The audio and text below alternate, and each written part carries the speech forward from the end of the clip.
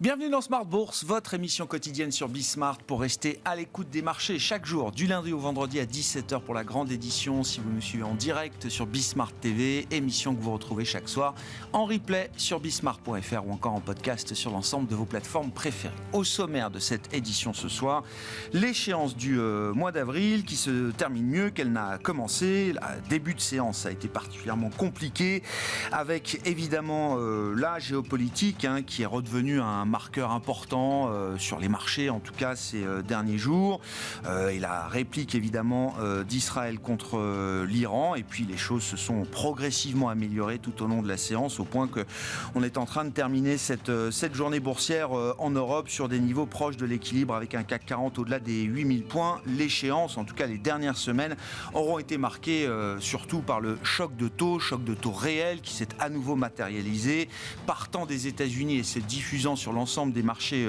obligataires, avec bien l'idée que la croissance nominale aux États-Unis est toujours plus forte que prévu et que la Fed est désormais obligée de revoir sérieusement sa copie en matière de baisse de taux. C'est évidemment un marqueur là aussi de ces dernières semaines, le choc de taux qui aura eu un impact sur l'ensemble des classes d'actifs, et puis la partie matières premières qui confirme son réveil. Le réveil du complexe matières premières a été là aussi une donnée marquante des dernières semaines. Nous parlerons de tous ces sujets avec nos trois sorciers convoqués chaque troisième vendredi du mois pour ces journées d'échéance, et l'échéance du mois d'avril donc qui s'est déroulée aujourd'hui, avec également la séquence de résultats d'entreprise qui monte en puissance. La semaine prochaine sera dédiée entre autres à la tech américaine, avec les premiers poids lourds de la tech américaine qui publieront. Mais aujourd'hui, nous avions parmi les poids lourds européens et français la publication de L'Oréal, qui a permis d'ailleurs au CAC 40 de revenir au-delà des 8000 points, avec une réaction bien positive, contrairement à la dernière publication de L'Oréal qui avait plutôt soulevé des doutes et des interrogations, qui avait été sanctionnée en bourse.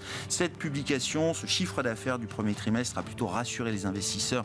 L'Oréal aura été la star du jour sur le CAC 40 avec un gain à l'arrivée de quasiment 5%. Vous aurez les détails dans un instant des chiffres et des dernières publications d'entreprise avec Pauline Gratel. Et puis dans le dernier quart d'heure de Smart Bourse, notre rendez-vous mensuel avec les équipes du Café de la Bourse et cette question: pourquoi et comment investir sur les indices? C'est Clémence Tanguy, responsable éditorial du Café de la Bourse, qui sera avec nous en plateau à partir de 17h45.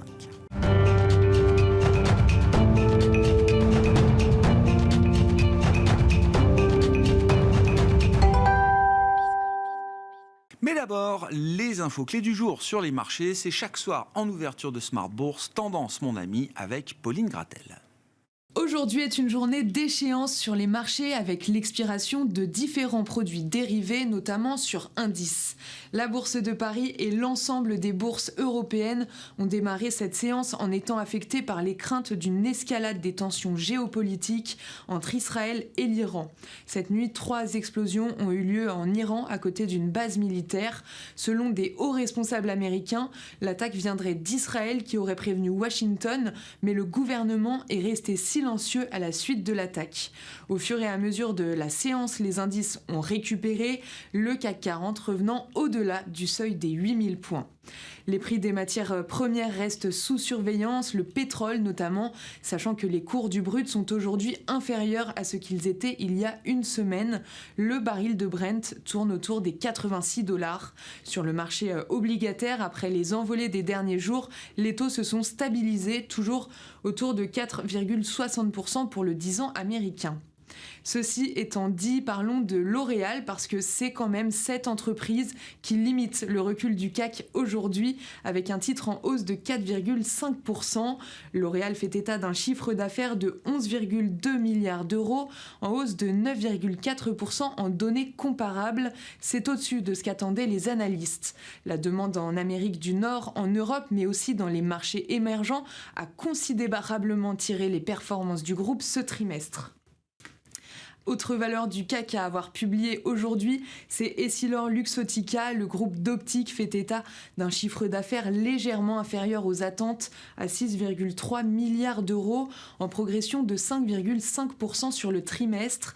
Ce sont les ventes en Amérique du Nord qui pénalisent le groupe, alors que les ventes en Europe, en Asie-Pacifique et en Amérique latine ont été de gros contributeurs de croissance. Le titre perd un peu plus de 1%. En tête du SBF 120, nous retrouvons Pluxee qui gagne 9% après l'annonce du relèvement de ses objectifs annuels.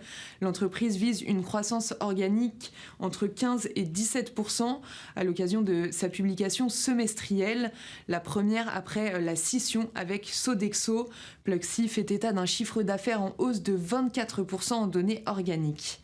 Et comme on parle de Pluxee, parlons de Sodexo qui relève sa prévision de croissance de son chiffre d'affaires pour l'exercice qui se terminera fin août à l'occasion de la publication de ses résultats semestriels en hausse. Le bénéfice net avance de 15,4%. Le titre Sodexo est en hausse de plus de 3%.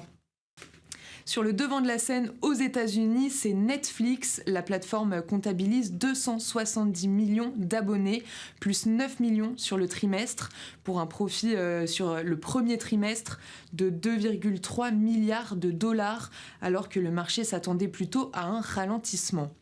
Enfin, American Express fait mieux que prévu sur le trimestre grâce à sa clientèle aisée et à son positionnement haut de gamme. Ses revenus sont en hausse de 11% à 16 milliards de dollars. Les investisseurs saluent ce début d'année solide et le titre gagne 2% à l'ouverture de Wall Street. Lundi, la journée sera rythmée par la micro. Les investisseurs arbitreront le chiffre d'affaires du premier trimestre de GTT qui sera publié ce soir après la clôture. Mais les yeux seront rivés surtout sur la publication de Renault attendue lundi. Le reste de la semaine sera marqué par les publications des premières grandes entreprises tech américaines. Et côté macro, la première estimation du PIB américain pour le premier trimestre et l'indicateur d'inflation Core PCE pour le mois de mars sont attendus. Tendance, mon ami, chaque soir en ouverture de Smart Bourse, le résumé de la séance du jour avec Pauline Gratel sur Bismart.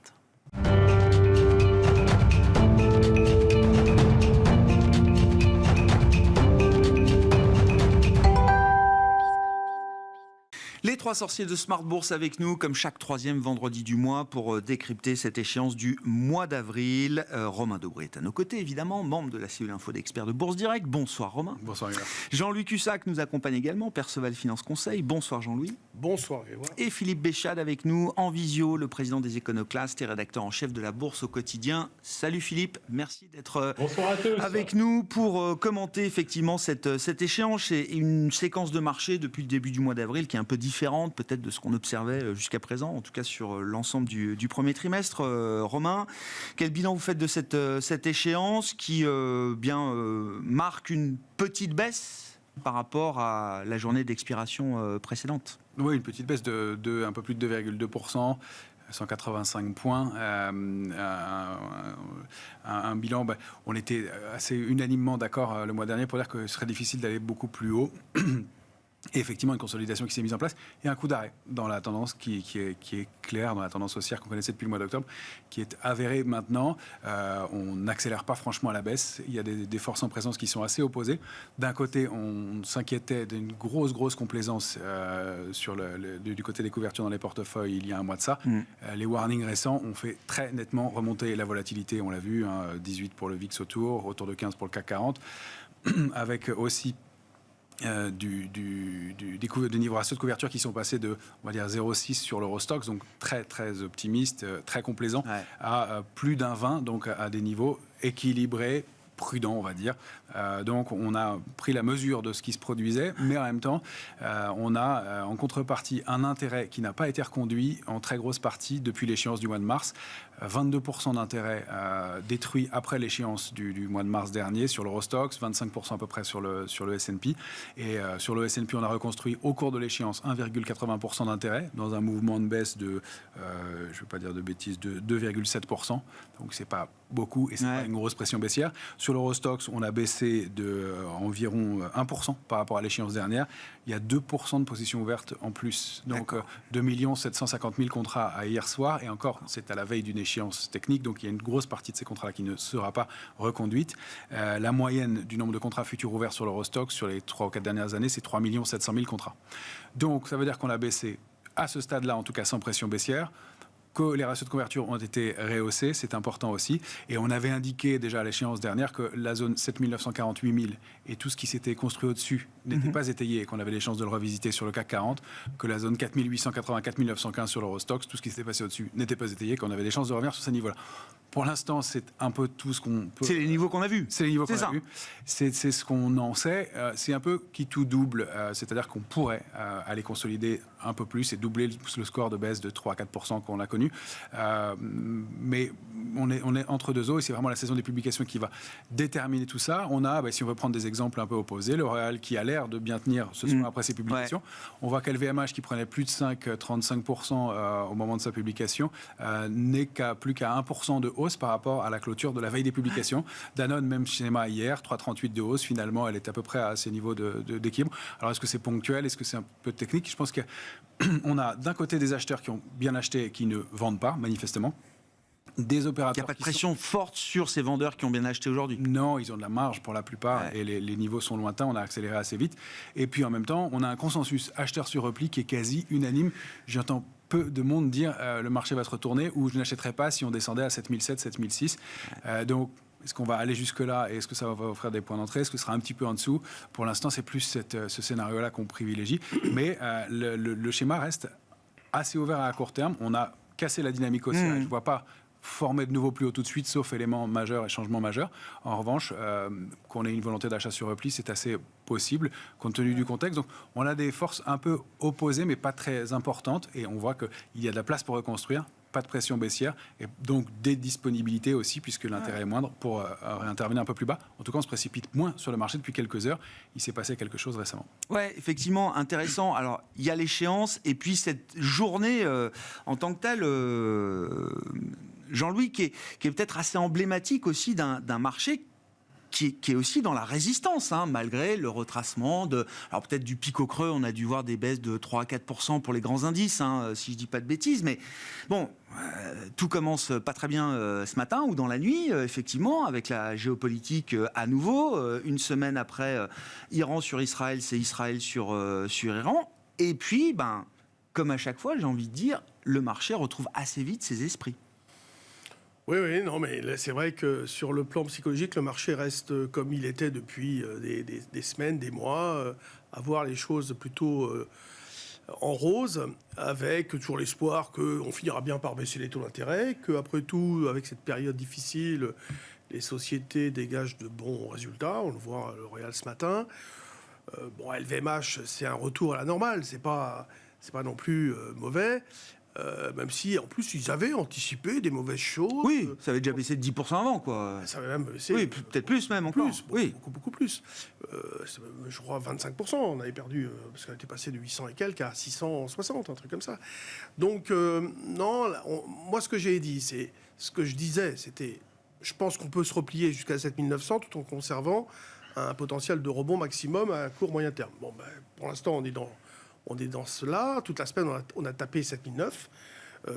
Et je disais que c'est la rupture de 7880. Je donnais une marge de 20 points qui me ferait penser qu'à ce moment-là, on irait chercher l'objectif que tu as donné, Romain, 7006, par exemple. Pourquoi pas la zone des 7006, 7500, 50 peut-être.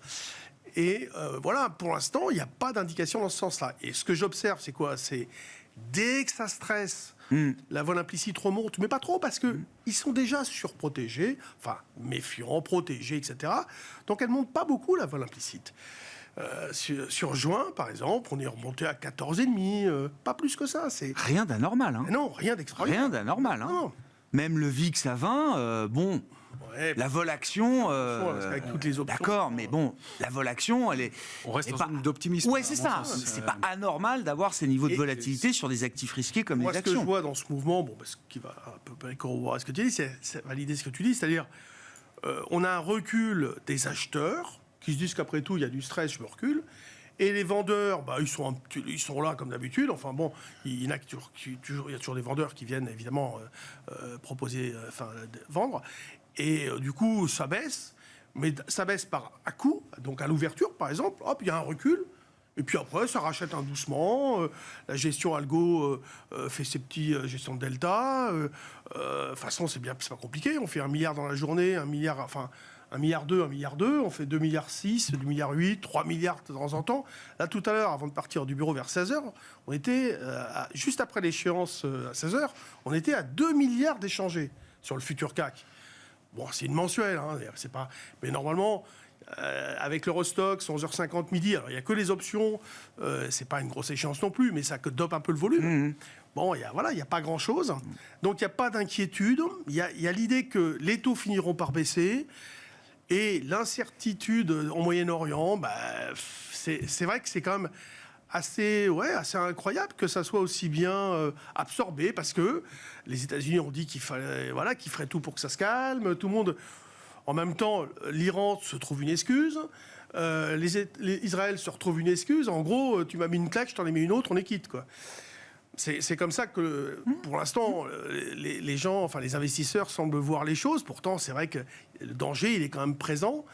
Mais voilà, on est encore à 8000 et tout semble aller pour le mieux, entre guillemets. Et 7009, 7880, comme vous dites, là, c'est le fait d'être allé taper plusieurs fois cette zone, ça la fragilise un peu, pas spécialement. Non, il n'y a même pas eu de volume dessus. On n'est pas resté longtemps dessus. À chaque fois, on a eu des rebonds assez rapides. Regardez, ce matin, on démarre au plus bas. Oui. Et après, d'ailleurs, on démarre plus haut que le plus bas précédent, déjà. Hein, dans la semaine, on a fait plus bas, parce qu'on a fait cette... Donc, on démarre, et derrière, c'est même pas genre un double appui, ça traîne, non, ça démarre, puis ça monte, comme ça, tranquillement. Voilà. C'est régulier. Et puis parfois, après, ça refait l'inverse l'après-midi en fonction de New York. Là, je ne sais pas ce qui se passe. Moi, j'ai l'impression que on pourrait continuer de retracer, de remonter, de retracer.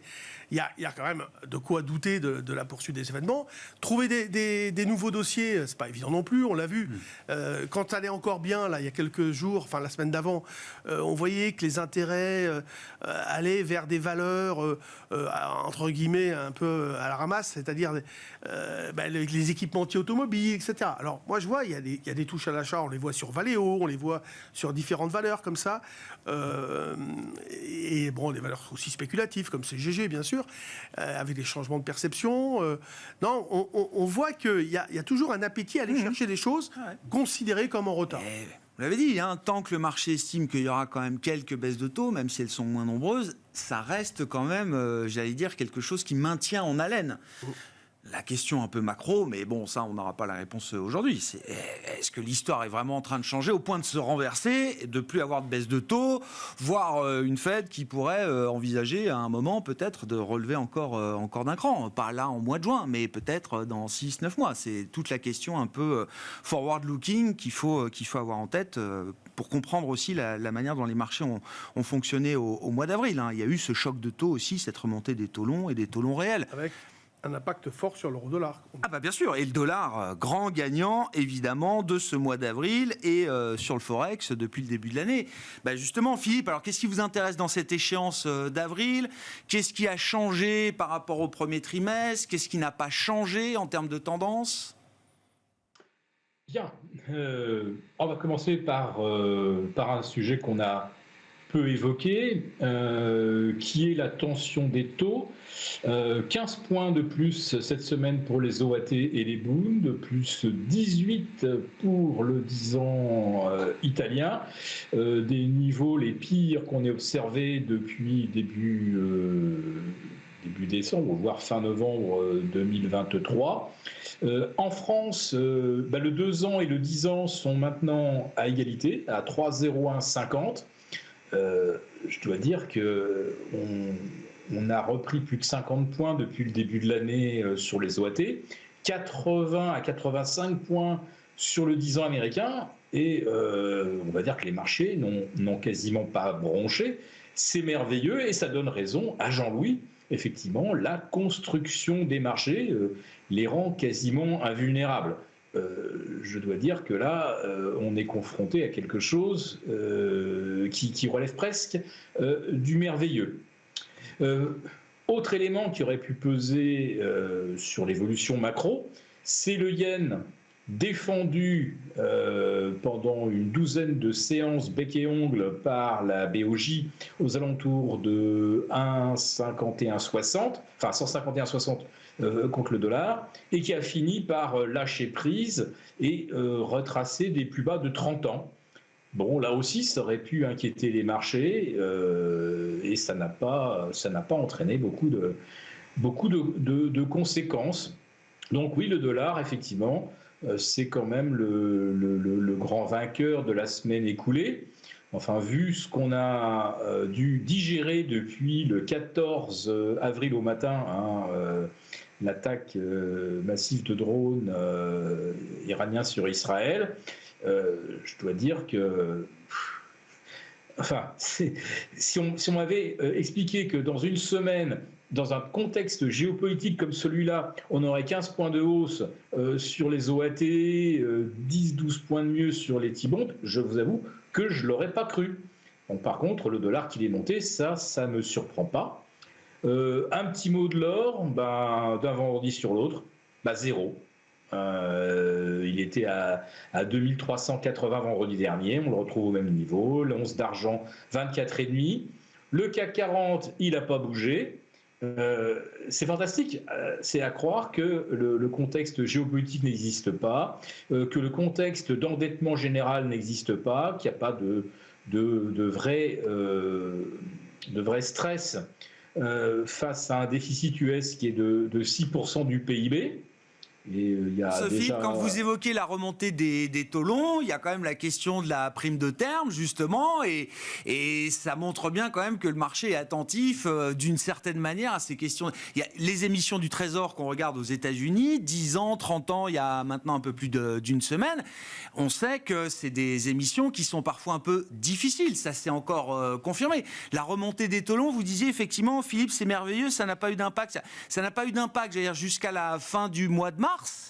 Mais quand même, depuis quelques semaines, au-delà de 4,50, on voit que ça peut quand même troubler un peu le fonctionnement ou le rouleau compresseur des marchés actions. Le rouleau compresseur des marchés actions, je vais vous dire, si vous excluez le compartiment des semi-conducteurs, donc l'indice SOX, si vous prenez, si vous voulez, le S&P 480 moins les valeurs du SOX, il n'a carrément pas du tout bougé ni réagi à la hausse des taux. Tout vient de la correction de l'indice SOX.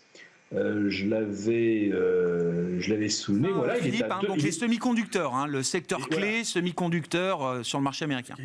Voilà, et le SOX, là, il aligne donc une 7e séance de baisse. Il est à 203,70. Il vient de plus de 240. Là, il y a vraiment un revirement très très net. Mais c'est tout. C'est tout. La baisse de Wall Street, du S&P, du Nasdaq, elle vient uniquement des valeurs SOX, des semi-conducteurs. Donc ça, c'est vraiment quelque chose d'assez remarquable. Alors je vous parlais de 240, mais en fait, il faut remonter en réalité à début mars. Mais il y a une semaine, il était encore à 225, donc on est exactement à moins 10% en une semaine. C'est énorme, mais il n'y a que ça qui bouge. Le reste, vous retirez les valeurs du SOX, le Nasdaq et le S&P, ils n'ont quasiment pas bougé depuis vendredi dernier. Et entre-temps, il y a eu, on s'est balancé des drones, des missiles, tout ça, des anathèmes, voilà. Oui. Donc c'est un peu de la gesticulation. Et qu'est-ce qui a rassuré les marchés? Je vais terminer là-dessus très très rapidement. Qu'est-ce qui fait que ce matin, on n'a pas vu le VIX partir au-delà de 21? C'est que l'Iran avait promis une riposte immédiate et massive. Bon, 4-5 heures après les tirs israéliens, il n'y avait rien. Voilà, donc on veut dire que les marchés sont probablement bien informés aussi.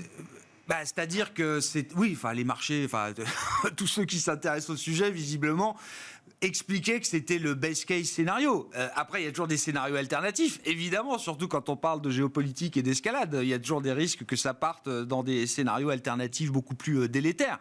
Là, le scénario central, tel qu'il était écrit, c'était celui-là. Pour l'instant, on semble rester dedans. Sur la partie sectorielle, Romain, Qu'est-ce qui a changé? Qu'est-ce qui n'a pas changé? Philippe le disait, bon, le SOX décroche, c'est quand même un gros morceau, effectivement, parce que derrière, c'est un semi-conducteur, mais derrière, c'est l'IA, etc. Est-ce qu'une valeur comme Nvidia, aujourd'hui, est moins moteur dans les marchés? Et en face de ça, quels sont les secteurs qui apportent peut-être une dynamique positive?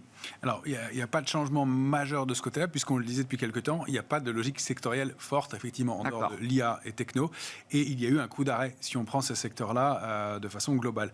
Individuellement, si on regarde Nvidia, elle fait une pause dans un grand trading range qui est 822,74, 951. Elle est plutôt proche de la borne basse. Et à quelques jours de ces publications, il y a un peu de prudence et voilà, on n'a pas de figure de retournement sur le titre. Le risque, si on casse 822,74, c'est d'aller chercher 683, ça ferait un mouvement de consolidation un peu marqué. Pour l'instant, il faudrait déborder 903. On a eu ce qu'on appelle pour l'instant, puisque c'est en mensuel, un sommet en pince à 903 sur le titre, c'est-à-dire qu'on a clôturé le mois précédent et ouvert le mois en cours au même niveau. D'accord. Donc ça, c'est un niveau pivot à surveiller sur le titre. Il n'y a pas grand-chose de plus pour l'instant, à part un peu de consolidation. Après, sur les valeurs, c'est un peu ce qu'on disait individuellement. Si on regarde les 7 magnifiques, elles sont un peu moins belles en ce moment. Il y a quand même Amazon. Oui, on n'en parle plus d'ailleurs. Mais on n'en parle plus. Ben oui. Amazon, bon, elle est sur des points hauts, une résistance majeure à 185,70. Elle a formé un avalement baissier probablement en hebdomadaire. Pas un très bon signal contre un niveau de résistance majeur. Retour 165, 75, 172, 10 peut-être. Ça fait 6-7% de consolidation, c'est pas méchant. Apple, elle est pas bien. Elle est toujours au bord de son précipice. Elle était entre 165,20, 167,20. C'est vraiment un niveau à ne pas rompre. Elle pourrait accélérer plus. Elle peut aussi rebondir sur ce niveau-là. C'est un peu... Make or break. Ouais, d'accord. Attention sous 397 sur Microsoft. Voilà, Tesla, bon, on en parle Microsoft beaucoup. La semaine prochaine, Google, je crois, et puis Meta aussi. Google et Meta, donc voilà, Google se porte bien, elle est haussière. Donc il y a des éléments à surveiller de ce côté-là. Effectivement, du côté des équipementiers, des petites touches à l'achat, j'aime bien l'expression, c'est ça. C'est pas très franc, mais on a trouvé des niveaux de support qu'on n'enfonce plus depuis plusieurs semaines et on réagit bien aux publications. Mais cette fois-ci, on confirme en clôture sur Forvia. Mais le coup d'arrêt sur les Mac 7, sur la thématique semi-conducteur, etc., ça génère pas, comme le disait Philippe, un stress global qui emmènerait... Pas du tout. Voilà, on est allé chercher... on se demandait à quel point c'était systémique et si ces valeurs-là commençaient à ralentir, voire commençaient à changer de tendance, est-ce que ça pouvait embarquer tout le monde, quoi. Pour l'instant et à ce stade, ce qu'on peut dire, c'est que c'est hyper propre. Sur le Nasdaq, on avait une cible qui était située entre 17 170 et 17 250. On est allé chercher cet après-midi parfaitement, doucement, avec des rebonds importants et même très importants. Une séquence de baisse qui est difficile à travailler pour ceux qui veulent la travailler, mais on est allé chercher des cibles parfaitement. Alors, est-ce qu'on va aller un cran plus bas ou est-ce qu'on va reconstruire à partir de là? De toute façon, rebondir tout de suite sur ces niveaux-là, c'est pas la structure que ça donne, puisqu'effectivement, on a mis un peu de temps à construire un retournement, quelques semaines, ça fait depuis la mi-fin mars qu'on baisse et qu'on a construit cette figure-là. On va pas rebondir tout de suite sur des points comme ça et repartir pour une dynamique haussière forte ou rebondisse à court terme, pourquoi pas, mais recréer une dynamique haussière forte sur ce niveau-là, ça va pas être évident. Je vous ai coupé sur les équipementiers automobiles, mais donc du coup, vous doublez la mise. Enfin, il y a des touches de ce côté-là. On n'a pas de structure de retournement haussière forte encore. Il y a la Chine où, selon les paniers de valeur, ça bouge un peu.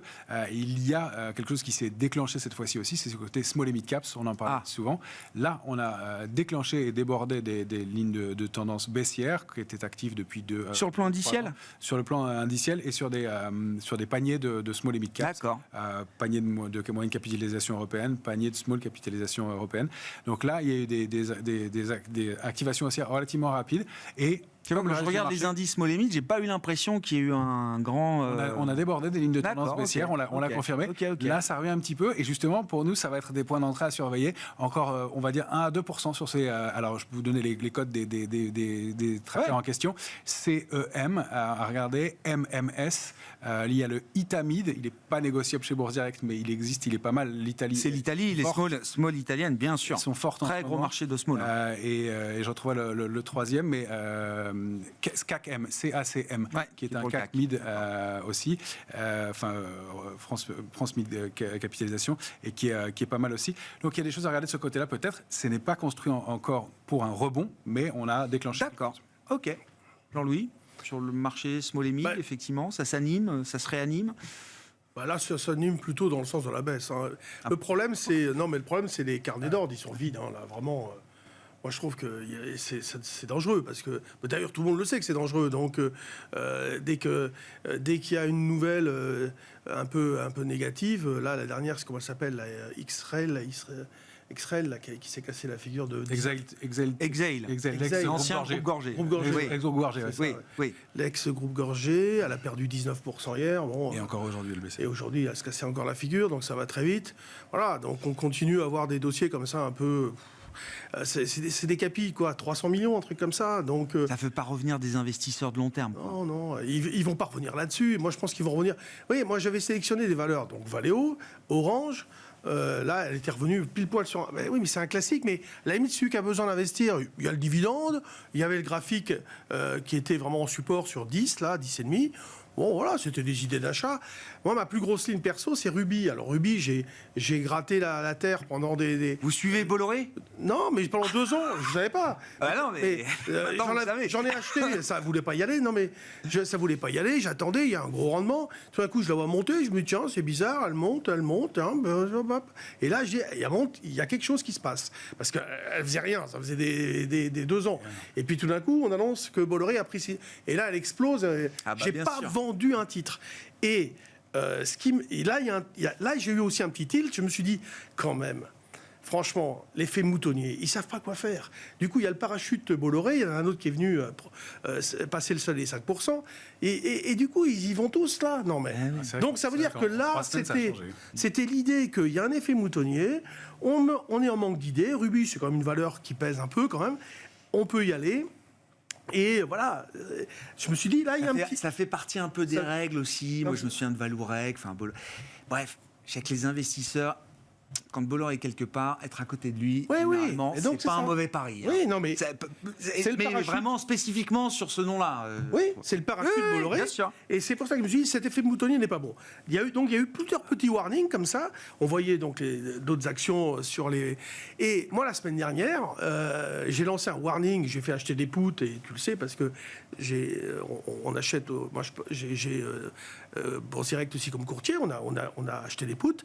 Et parce qu'il y avait plein de petits warnings comme ça, notamment la hausse de l'or, la hausse de tous les refuges, la hausse du dollar, la hausse de la vol douce, là, parce qu'elle montait doucement et tout. Il y avait vraiment une situation comme de fin de quelque chose et qui se préparait. Alors voilà, ça a plutôt bien marché cette semaine. Là, pour l'instant, on a une indication neutre en cette fin de semaine, mais on reste sur un petit coup sur la tête. Voilà. Je comprends.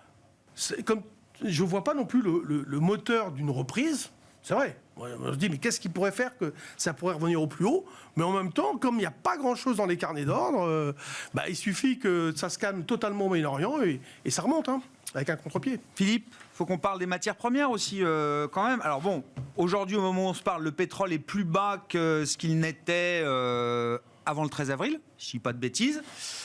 Mais au-delà de ça, c'est l'ensemble du complexe qui attire les regards aujourd'hui, de l'énergie, pétrole, gaz, etc., aux métaux industriels, en passant bien sûr par les précieux.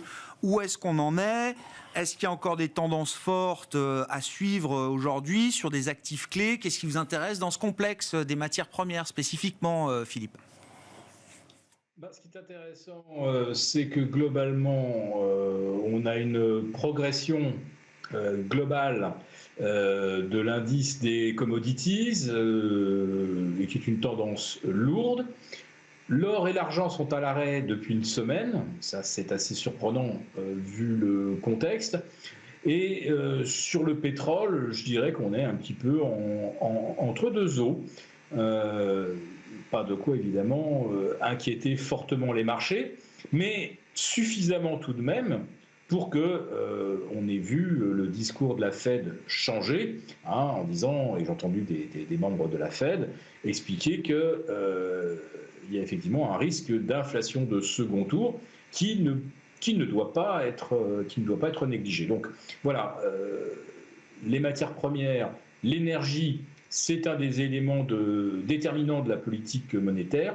En ce qui concerne les métaux précieux, je devrais dire que s'il n'y a pas de nouvelles tensions ou de nouvelles escalades au cours du week-end, qu'est-ce qui fera monter maintenant l'or et l'argent ? a priori une poursuite des achats par les banques centrales. Ça sera pas la couverture par des particuliers face à un contexte géopolitique qui ne suscite plus d'angoisse. Donc là, si les banques centrales achètent, il faut se demander lesquelles. Et on a quand même une vague idée, bien sûr. Il y a toujours la Chine, la Russie, l'Indonésie, la Turquie. La Turquie, je rappelle que la livre turque est tombée à un nouveau plus bas historique de 32,5 face au dollar. Donc il y a tout un bloc, si j'ose dire, qui n'est pas le bloc occidental, qui continue d'acheter de l'or.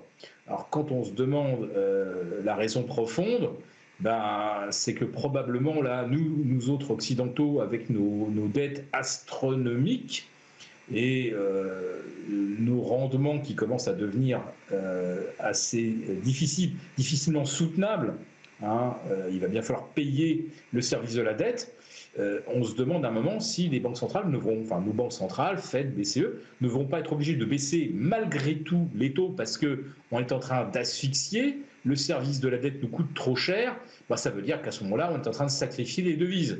Donc, pour vous, ce risque de débasement monétaire là, qui est pris en compte par les marchés quand on regarde notamment les métaux précieux. C'est absolument ça, mais c'est ça qui drive, à mon avis, la hausse de l'or et de l'argent depuis le début de l'année. Derrière l'or, l'argent, il y a aussi quelques métaux industriels que moi je suis près, notamment le cuivre et le nickel. Est-ce qu'un contexte de ralentissement économique peut justifier leur hausse? La réponse, évidemment, elle est non. Donc si vous avez aujourd'hui une poursuite de la hausse du cuivre et du nickel, il faut regarder ailleurs. Et d'où Philippe, ralentissement économique, c'est-à-dire on a la patronne du FMI, Madame Georgieva, qui a annoncé que probablement il fallait s'attendre à un petit ralentissement économique en 2024. Un ralentissement. Ils viennent de réviser à la hausse, Philippe. Ils viennent de réviser à la hausse, Philippe. Le oui, FMI, tout est révisé à la hausse là. Non, ils ont révisé à la baisse, par exemple, l'Allemagne. Ah non, mais l'Allemagne, d'accord. Oui, mais l'Allemagne, c'est le moteur de l'Europe. La Chine donne une amélioration cyclique industrielle. Tout est révisé à la hausse, à part l'Allemagne et la France, je suis d'accord. Mais la Chine. Je suis sûr que les marchés de métaux et de cuivre réagissent à l'Allemagne et la France. Non, mais la Chine, on sait bien que les chiffres officiels de croissance à 5,3, qui pense que ces chiffres sont sincères? La réalité, c'est que la consommation en Chine et les ventes de détail sont en repli. Non, je referme la parenthèse. Donc consommation, oui, d'accord, mais la production, bref. Il y a quand même l'idée d'une amélioration conjoncturelle cyclique, au moins conjoncturelle. Là-dessus, je vois que tous les indicateurs affichent des surprises positives sur le plan industriel et manufacturier aujourd'hui, Philippe. Bon, admettons. Mais c'était pas ça mon propos. C'est de dire que si aujourd'hui nickel, cuivre et d'autres métaux commencent à grimper, c'est qu'on se demande si les tarifs que Joe Biden veut, les taxes, il veut les tripler sur les importations d'acier chinois. Mais les Chinois, je pense que leur prochain coup, ça va être de nous dire si les taxes sur l'acier augmentent, nous, le prix du nickel, et comme on est les seuls à en raffiner on est quasiment les seuls à en raffiner. Et le cuivre, là aussi, c'est nous à 60% qui raffinons le cuivre. Vous allez voir que les Chinois vont se dire puisque c'est comme ça, nous aussi, le prix des métaux va grimper. Et tout ça risque d'être inflationniste. Mais nous, on ne peut pas monter les taux encore plus pour combattre l'inflation. Donc il y a un moment où les banques centrales risquent de perdre le combat. Et puis à choisir entre deux mots, entre une récession qui provoquerait une chute des marchés et puis lâcher le dollar, l'euro, ce qui permet finalement de se désendetter, je pense que le choix sera vite fait. Donc j'en reviens à mon propos, que ce sont des banques centrales de pays hors G7, hors pays occidentaux, qui continue de se prémunir contre une future baisse du dollar et contre une éventuelle future guerre des tarifs douaniers, puisque généralement, une année électorale, c'est ce qui se passe. C'est toujours très, très populaire de dire on va taper sur les vilains chinois. Sur les matières premières, là, qu'est-ce qui vous intéresse spécifiquement et est-ce que c'est l'idée un peu d'un super cycle qui fait son retour là ? Oui, on l'évoquait le mois dernier. Le panier de matières premières qu'on suit, l'ex-Thomson Reuters CRB, a débordé une ligne de tendance baissière qui est active depuis 3 ans. Elle valide puissamment cette fois-ci une structure en double bottom. On passe sur le produit qui va entre la zone 20 à 41, 23, 37. On en sort par le haut. Ça donne comme cible 26, 28. Ça laisse encore une marge de progression de l'ordre de 10% sur un panier global de matières premières. Sur le Brent, on avait donné une cible à 91, 23. On l'a touché cette semaine. On bute en dessous. On est dans un trading range maintenant. 91, 24. On bloque entre les deux. C'est intéressant de voir la volatilité sur le pétrole. Il y a plus de 4-5% de volatilité en 48 heures, 24-48 heures, dans les deux sens. Donc beaucoup de volatilité dessus. On a touché les cibles. Sur le cuivre, on est haussier. On a sorti d'une structure de retournement haussière. On a en mire 4,95 à 5. Le cuivre vaut 4,47 à peu près à l'instant. On a débordé encore un support 4,42 et on a comme niveau intermédiaire 4,65. Donc un mouvement qui reste haussier, mais on approche des niveaux cibles parfaits du mouvement. Sur l'or, la cible c'est 2452, on vaut 2380. Nous on a pris un petit peu de bénéfices. On est allé voir 2450. Non, la cible c'est 2452. D'accord, on n'est pas monté jusqu'à ce niveau-là ? Non, je crois pas. Très proche, mais pas tout à fait. C'est pour ça qu'on prend un peu de bénéfices, effectivement, considérant qu'on est proche de la cible. Sur l'argent, l'argent dont on parle souvent, on a débordé 25,50, ça y est. Franchement, avec du volume, une position ouverte spéculative importante, on a débordé le niveau de 28,13, on a touché 29,85 parfaitement.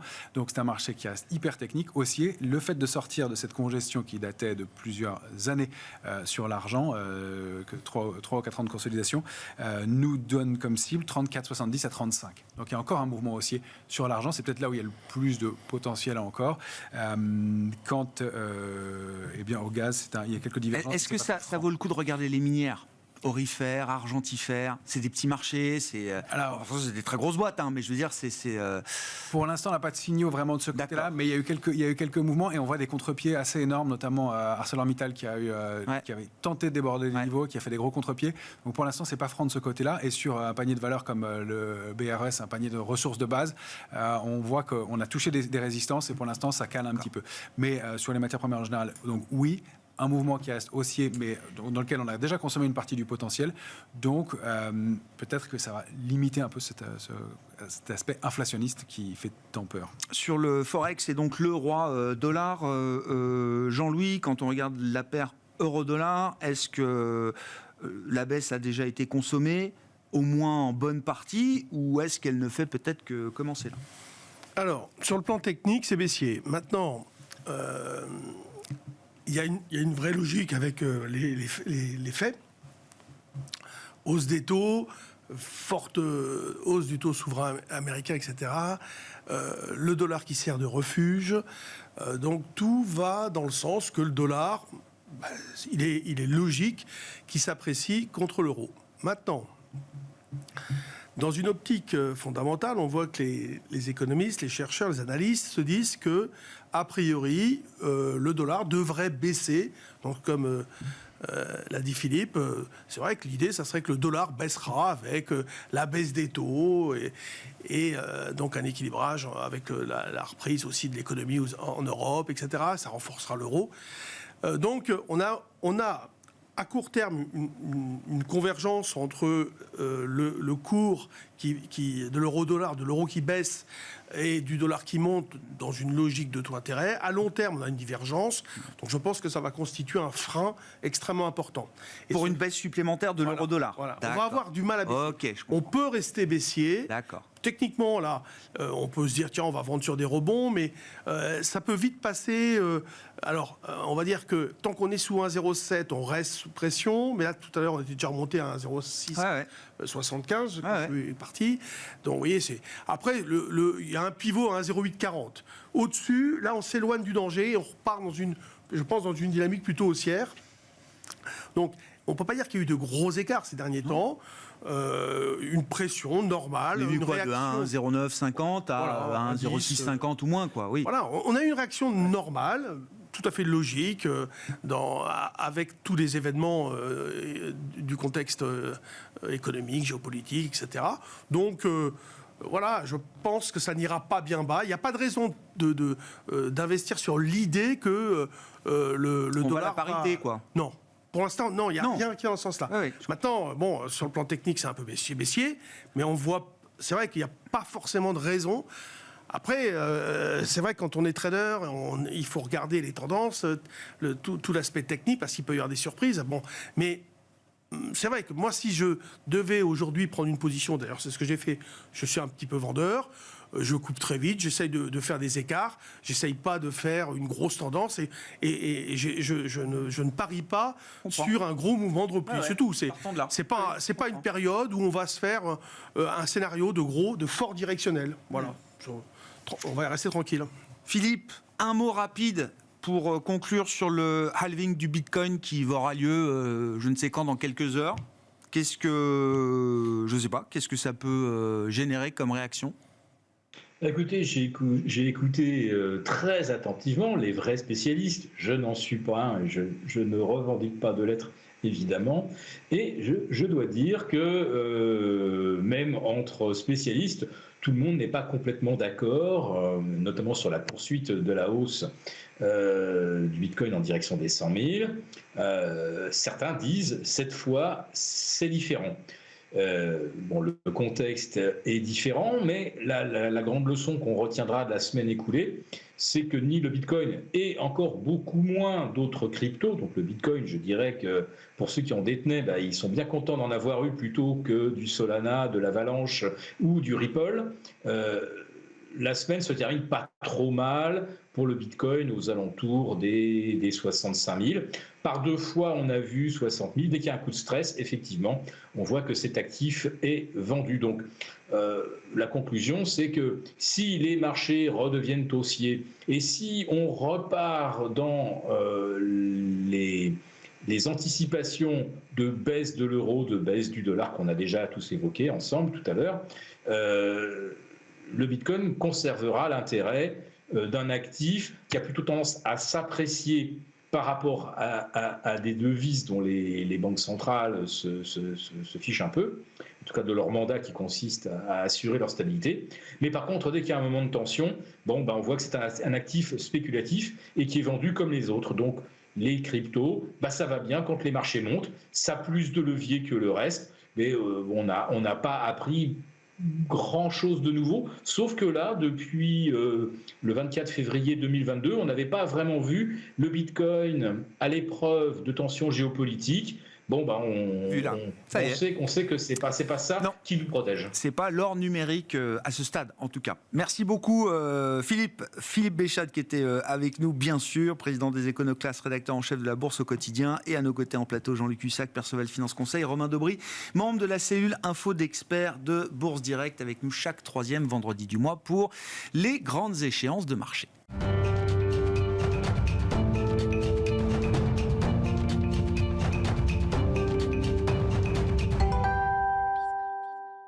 Le dernier quart d'heure de Smart Bourse, chaque soir, c'est le quart d'heure thématique. Et une fois par mois, le troisième vendredi du mois, dans la foulée du débriefing de l'échéance des marchés, nous avons rendez-vous avec les équipes du Café de la Bourse. Et c'est Clémence Tanguy qui est à mes côtés, responsable éditoriale du Café de la Bourse, pour cette chronique pédagogique. Bonsoir Clémence. Bonsoir Grégoire. La question que vous nous apportez ce soir, c'est la question de savoir pourquoi et comment investir sur un indice boursier.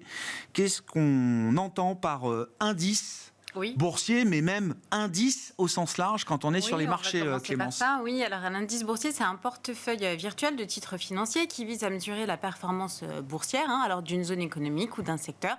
Une fois qu'on a dit ça, on n'a pas dit grand-chose. En fait, c'est normal, c'est parce que les indices boursiers, il y en a de plusieurs sortes et ils sont donc très différents. Alors, le plus connu, le premier, c'est évidemment l'indice boursier géographique, qui sert à représenter en effet les principales actions d'une place boursière donnée. Alors évidemment, en France, tout le monde connaît le CAC 40. Alors on a le DAX 30 qui est devenu 40 en Allemagne.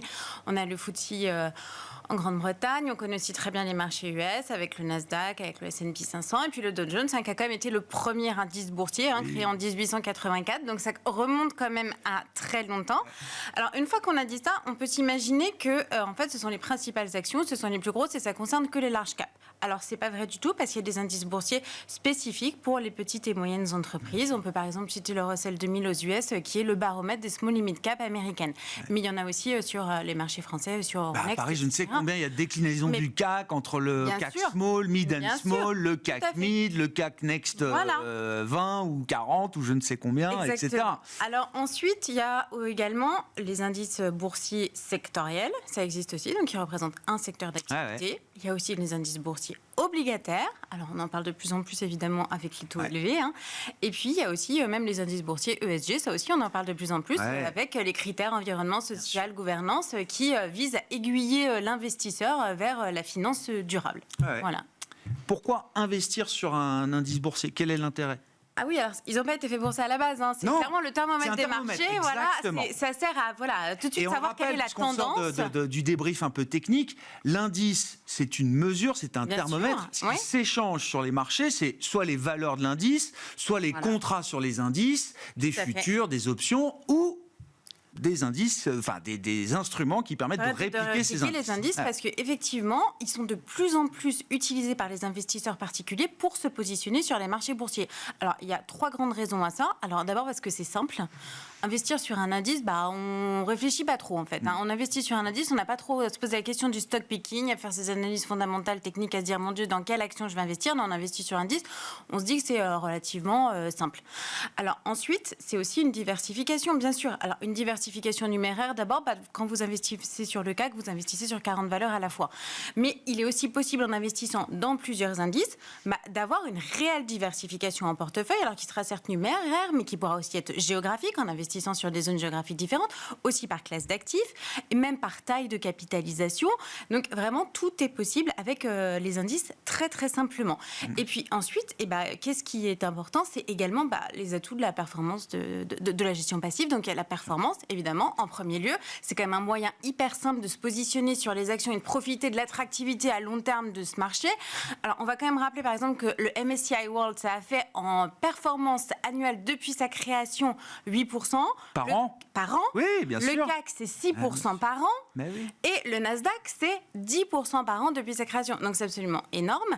Et puis, vous n'avez pas de coûts démesurés, comme ça peut être le cas avec les OPCVM classiques. On en reparlera. Mais les produits qui permettent de répliquer les indices sont assez peu gourmands en frais. Et donc, c'est quand même un avantage considérable. C'est le gros avantage de l'industrie de la gestion passive qui est largement mis en avant. Quelles sont les limites ou à quoi faut-il faire attention quand on est un investisseur indiciel ? Il y a des limites, évidemment. Alors évidemment, il y a le risque systémique qui est lié aux fluctuations globales des marchés. Alors s'il y a une crise financière, il y a quand même de fortes chances que tous les indices le prennent plutôt mal et ils vont tous aller dans la même direction. Alors ensuite, il y a évidemment le fait que quand vous investissez dans un indice, vous investissez dans les meilleures valeurs, mais vous investissez aussi dans la lanterne rouge et dans toutes les moins bonnes. Donc si vous avez investi sur le Nasdaq il y a un an, alors certes, vous avez investi sur Nvidia, mais enfin, vous avez aussi investi sur Tesla. Voilà. Il faut le savoir. Ce qui est intéressant, c'est qu'en plus, chaque indice a son système de pondération. Il y a des indices qui varient. Sont pondérés. Il est important de bien le savoir. Mais il existe aussi généralement des versions équipondérées des indices. Par exemple, si on veut s'affranchir de valeurs qui ont des poids trop importants dans ces indices. C'est quelque chose auquel il faut faire attention quand on choisit son produit, effectivement. Et puis, comme autre limite, alors on a aussi le fait qu'en fait, on parle beaucoup de diversification quand on parle d'indices, mais en fait, ils sont quand même très concentrés. Alors, on a beaucoup parlé de la concentration des marchés US avec les 7 magnifiques, avec les Fab Four maintenant. Alors, c'est vrai que Nvidia, Meta, Microsoft, Amazon, alors ils ont fait 50% de la hausse du S&P 500 au premier semestre 2024. Alors, on se dit oui, alors c'est très américain, mais en fait, pas tellement. Si vous regardez le marché danois, nordique, c'est absolument énorme. Mais même nous, en France, on est l'indice du luxe. Voilà, on ne va pas revenir dessus, mais enfin, les calls, c'est absolument monumental. Et il n'y a qu'à le voir d'ailleurs, parce que c'est quand même la publication des résultats en ce moment. LVMH a publié très récemment, L'Oréal là. Bon, on est très content parce que du coup, ils ont porté l'indice, mais effectivement... Ça marche dans l'autre sens aussi. Ça marche dans l'autre sens aussi, bien exactement. sûr. Voilà, il faut bien le prendre en compte. Attention au poids dans les indices. Encore une fois, je redis, il y a des indices qui existent, qui sont équipondérés, qui permettent de lisser effectivement ces pondérations qui sont parfois, je sais pas, LVMH, c'est peut-être plus de 10% du poids de l'indice CAC 40 aujourd'hui. Et puis, autre inconvénient, oui, c'est que quand vous investissez dans les indices, contrairement à l'investissement en direct dans des titres, c'est que le dividende, vous ne l'avez pas toujours. Alors, c'est possible éventuellement avec certains produits de bourse qui vont aussi vous distribuer le dividende, mais c'est pas du tout obligatoire. Et puis, vous pouvez aussi passer à côté d'avantages comme des actions gratuites, des choses comme ça. Oui, bien sûr. Voilà. On ne bénéficie pas de ces mécaniques-là. Comment est-ce qu'on investit effectivement du coup sur ces indices boursiers aujourd'hui? Voilà comment on fait. Clémence. Alors, l'option la plus simple, la plus connue, la plus commune, évidemment, c'est l'ETF. C'est les trackers. C'est un fonds indiciel coté qui s'échange comme une action, qui va répliquer la performance d'un indice. Alors, pourquoi on le fait? Parce que c'est extrêmement simple. Alors, vous pouvez investir à n'importe quel moment, du moment que le marché est ouvert, évidemment. Et puis, c'est quelques dizaines d'euros, voire une centaine, et vous êtes investi sur toutes les actions présentes dans l'indice. Alors, sinon, s'il fallait investir un par un... Acheter chaque valeur, ça serait très cher. Vous auriez aussi beaucoup de frais de courtage, parce que acheter chaque valeur, voilà. Donc, effectivement, il n'y a pas de photo. Alors, ensuite, il faut quand même savoir que les ETF, ils peuvent avoir une réplication simple, ça veut dire qu'ils vont exactement suivre le cours de l'indice, ou alors avec un effet de levier, donc c'est x2, x3, voilà. Et ils peuvent aussi être inversés éventuellement. Donc, quand l'indice monte, votre ETF, lui, va baisser. Quand l'indice baisse, votre ETF monte. On rappelle, c'est des produits de couverture à la base, utilisés en couverture. Donc, on peut être short ou long en fonction du sens de l'ETF, effectivement. Parce que les produits de bourse avec lesquels vous pouvez investir sur les indices, il y a aussi, alors il y en a plein d'autres, évidemment, il y a les turbos, les varants, les certificats, etc. Vous avez aussi les contrats à terme, les futurs, donc des produits dérivés qui vont vous permettre là aussi, effectivement, de pouvoir jouer à la baisse d'un indice ou de pouvoir couvrir son portefeuille. Alors, il faut quand même faire attention, c'est à réserver aux investisseurs un petit peu plus aguerris, plutôt que... c'est mieux quand on commence les produits dérivés nécessitent une formation un peu sérieuse et un peu solide. Tout à fait. Et puis, comment on fait concrètement pour investir?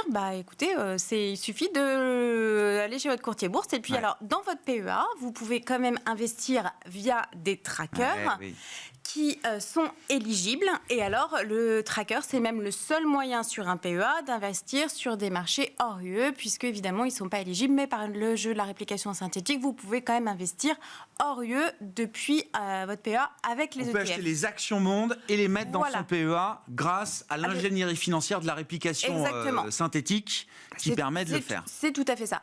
Après, il est aussi possible, il y a aussi les produits structurés, au fait, dont on n'a pas parlé, qui permettent aussi d'investir sur des indices, qui en échange d'une performance capée vont quand même avoir une barrière de protection.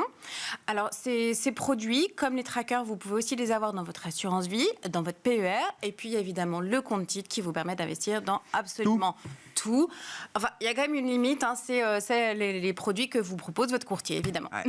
Merci beaucoup Clémence. Merci pour ce tour d'horizon de l'investissement indiciel. Effectivement, qu'est-ce qu'un indice boursier? Pourquoi y investir? Et comment y investir? Clémence Tanguy était avec nous pour ce rendez-vous mensuel avec le Café de la Bourse, responsable éditorial du Café de la Bourse, dans ce dernier quart d'heure de Smart Bourse sur Bismart. Très bon week-end, on se retrouve lundi, 13h30 pour le rendez-vous de la mi-journée en direct et 17h pour la grande édition. Toutes ces émissions sont à retrouver bien sûr en replay sur bismart.fr ou encore en podcast sur l'ensemble de vos plateformes préférées.